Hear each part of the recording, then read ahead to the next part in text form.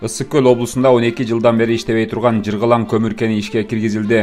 Маалыматка ылайык, министрлер кабинетинин төрагасы Акылбек Жапаров Ысык Көл облусуна болгон жумушчу сапарынын алкагында Жыргылаң көмүр кенинин иши менен таанышты.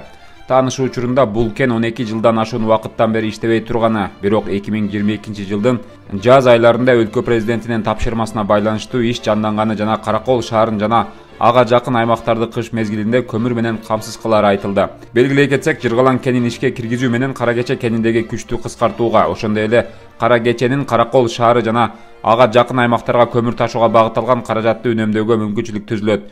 Учурда Жыргылаң кенинен суткасына 100-120 тонна көмүр чыгарылса, кышында Каракол шаарын, Түп, Жетөгү жана Ак Суу райондорун камсыздоо үчүн 12 000 тонна көмүр керектелет.